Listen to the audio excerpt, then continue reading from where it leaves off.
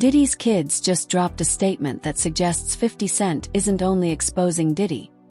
He's targeting everyone connected. Snoop Dogg may be next. When you see how Snoop fits in, the pieces align.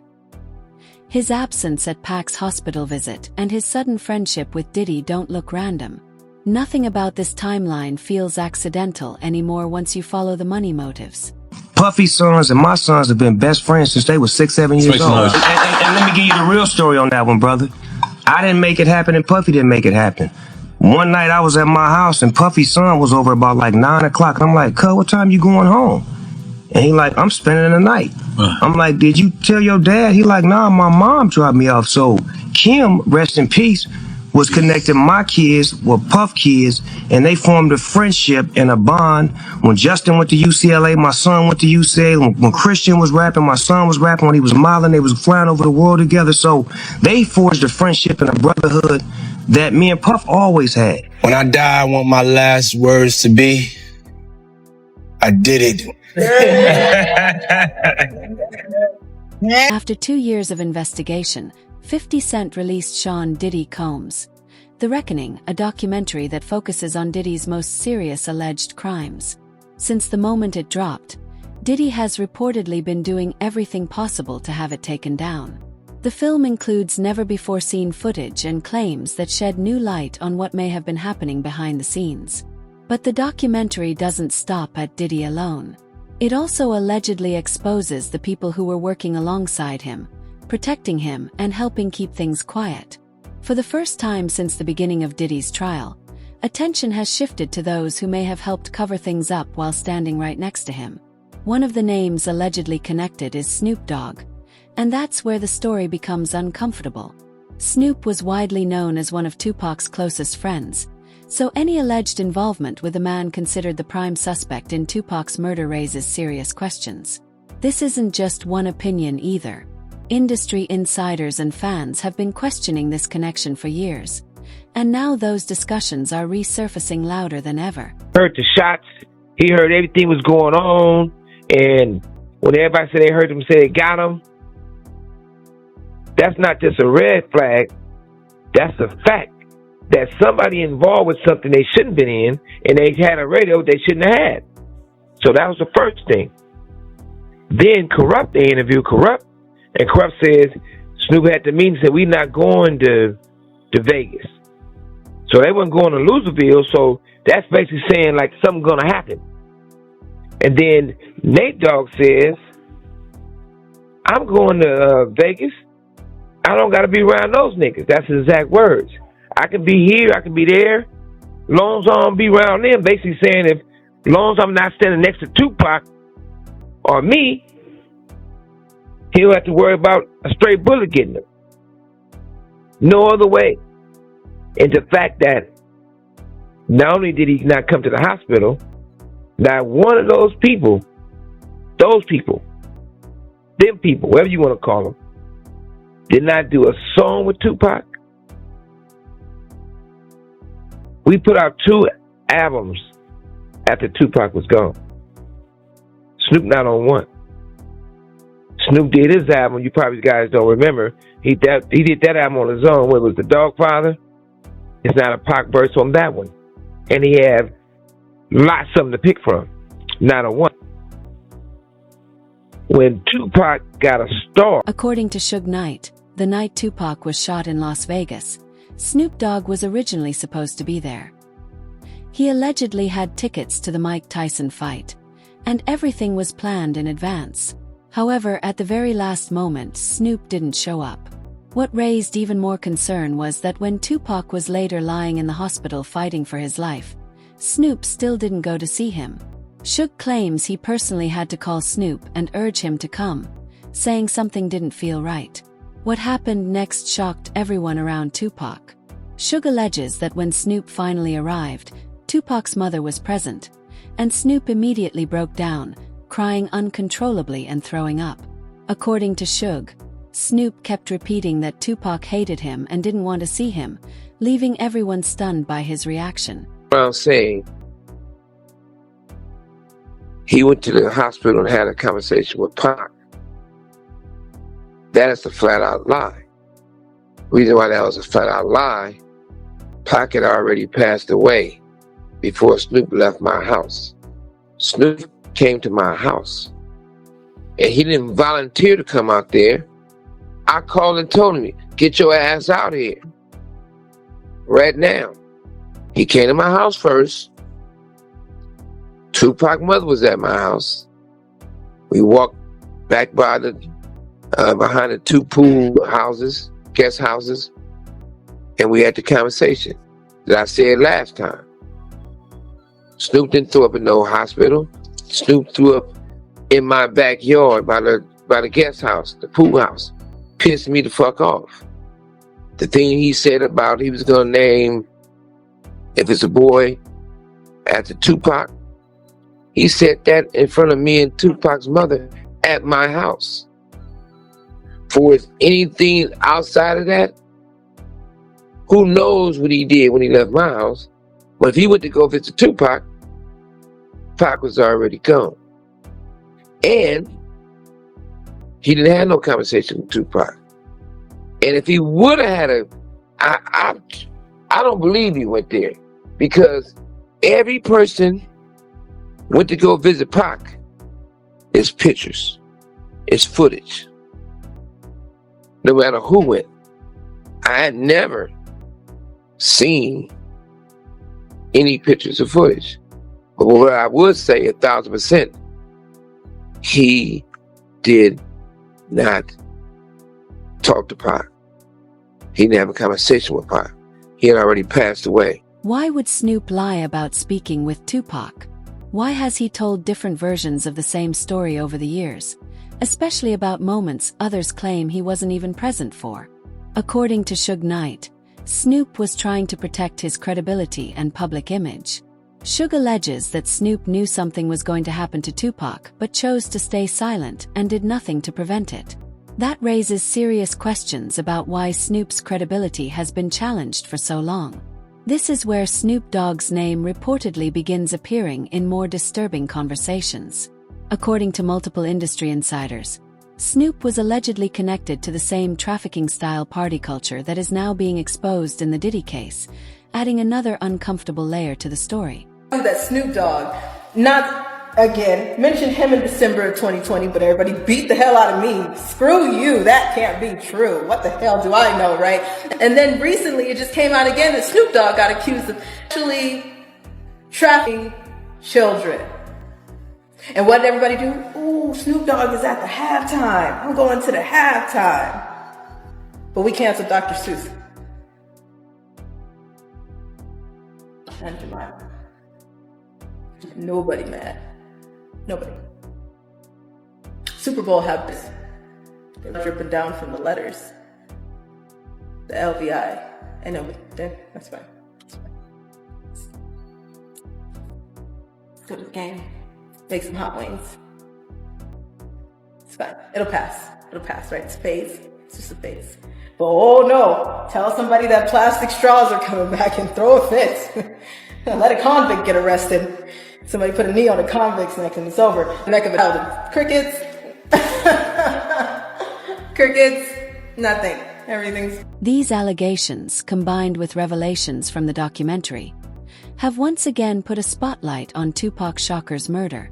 As a result, a criminal investigation into Tupac's killing has now been launched at the request of his family. Welcome back to Court TV Live. We are following new developments in the case of the hip-hop mogul who is facing RICO charges in New York, Sean P. Diddy Combs. Court TV has just confirmed that the family of Tupac Shakur is investigating a potential link between the murder of Tupac and Sean Diddy Combs. This coming from attorney Alex Spiro, who represents Tupac's family. Now, this investigation had been previously reported by unnamed sources, but earlier today, Spiro confirmed to our Court TV team that he and a team of investigators has been hired. Sean Combs allegedly had business dealings with Dwayne Keefe D. Davis. who will go on trial next March for the murder of Tupac. This was back in 1996. Some have speculated that Diddy ordered Tupac's death. That, of course, is just a theory at this point, and we are monitoring the developments in both the Tupac murder trial and the federal indictment of Sean Diddy Combs. So a lot of information to come on that one. Let me ask you this. I get it.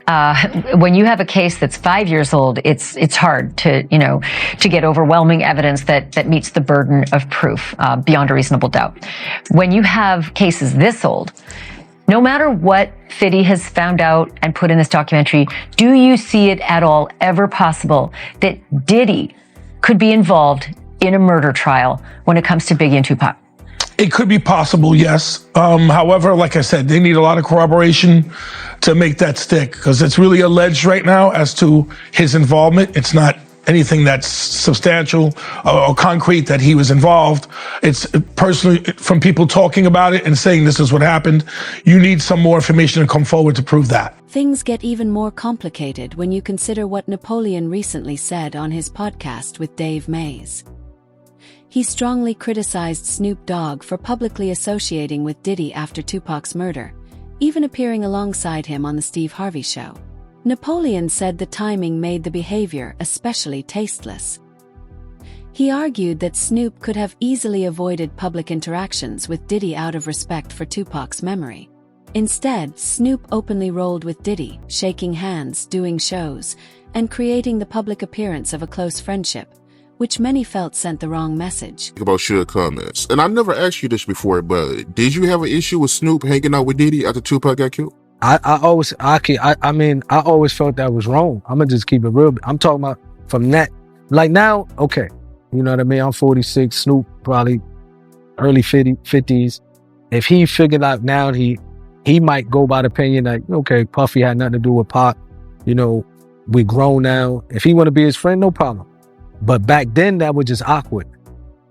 You know what I mean? And the reason why it was awkward to me that I never even like it, because you knew how Pac felt about this individual. You know what I mean? Even if you don't agree with him, you probably could have said, you know what, I probably ain't gonna come out, publicly with this, because until things clear up, so I really know I could be certain that, they didn't have nothing to do with Pac. But it's like, it was no, okay, it is what it is. So that I never really respected that back then. So you had an issue with it. You didn't like it? Never really liked it. It just was a strange look because you was Pac boy. You know what I mean? Puffy, it's clear they had some issues with Pac. And Pac died, and all of a sudden you chilling with Puffy. Back then it just, okay, now you can say what you want. You all grandfathers, I guess. You know what I mean? That's different now. But back then I think it was weird, it was tasteless. You know what I mean? It didn't seem like you really had that much love for Pac. You could have just, you know what I mean? Unless he pressured them or like questioned Puffy, like, yo, what's up with this? What's up with that? Then you could say, you know what I mean? No problem. Like somebody said, okay, I believe somebody mentioned that they seen a video with me and the dude Prodigy or one of the dudes from our Deep, as if I was with. They don't know the backdrop of that. I went to his hotel room ready to fight. Like, bro, I'll fight everybody in that room one-on-one. Even if I lose, it doesn't matter. The Outlaws was with me. My homie Tiny, the Mexican homie, was with me. I didn't go there and say, let me get in the video. And it's not just Snoop. Many people across the industry had ties to Diddy, which helps explain the long silence surrounding these allegations. That silence is exactly why 50 Cent says he released the documentary in the first place. In an interview with NBC News, 50 explained that staying quiet would make it seem like hip-hop was fine with Diddy's alleged behavior and that no one was willing to speak up.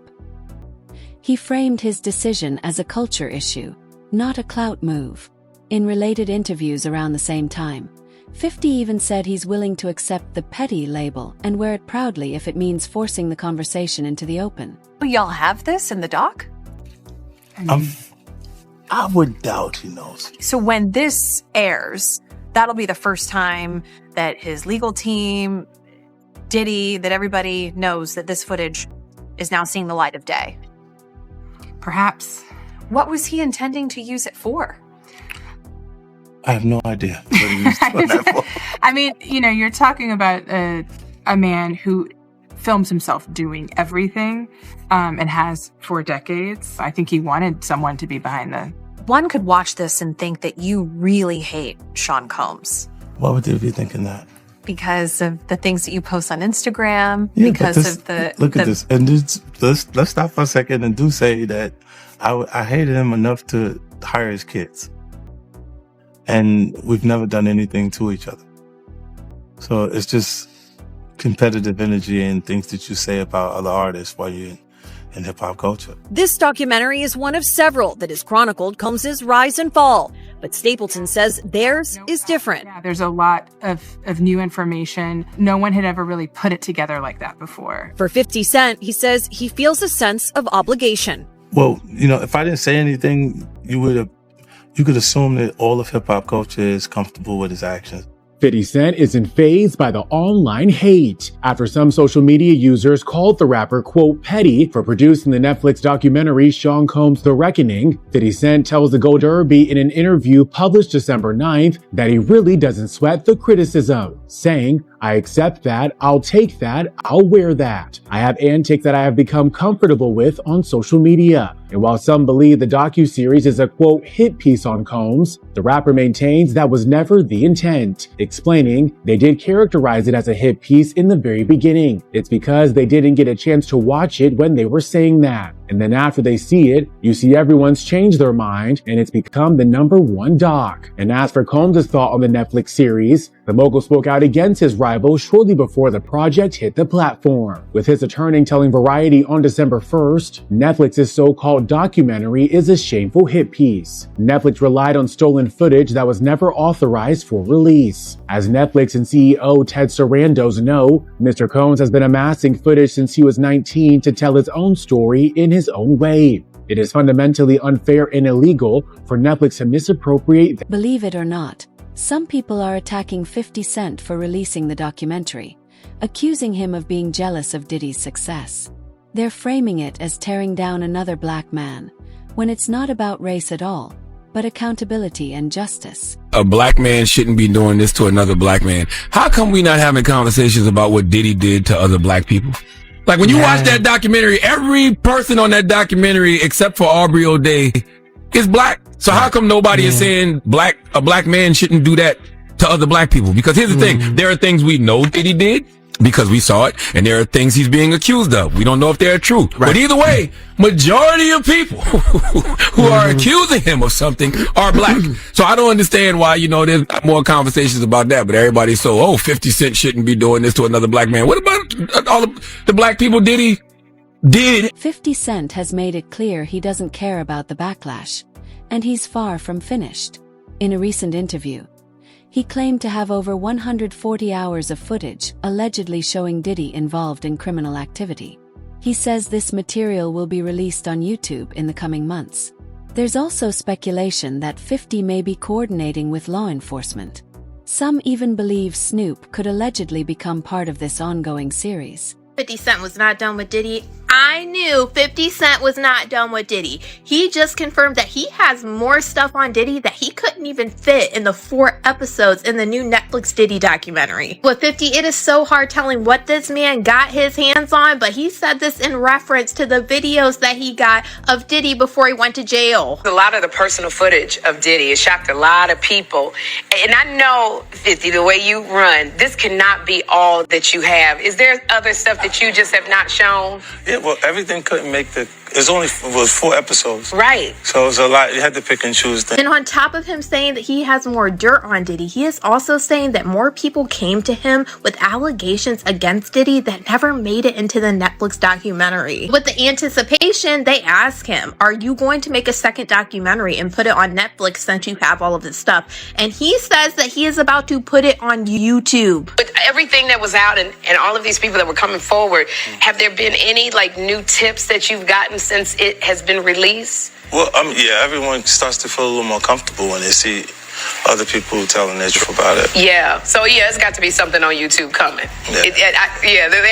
I know. I'm not gonna lie. I felt like certain things were left out of this documentary. Okay, this is getting absolutely crazy. So yesterday we heard 50 Cent confirm that he does have more video footage of Diddy, and now he's saying he has 140 more hours of video footage of Diddy. Now in a post he made about this video footage, he is saying he has 140 hours, and he did it with a video where there was a man claiming that 50 Cent has video footage of Diddy doing alleged criminal activity, and this could possibly get him more time. And this is the post that 50 Cent made. Correct, 140 hours of footage. I don't understand why he filmed himself, but I'm glad he filmed himself. The people who are supporting him will be quiet very soon when more. Diddy's kids are doing everything they can to try to stop the documentary from being released.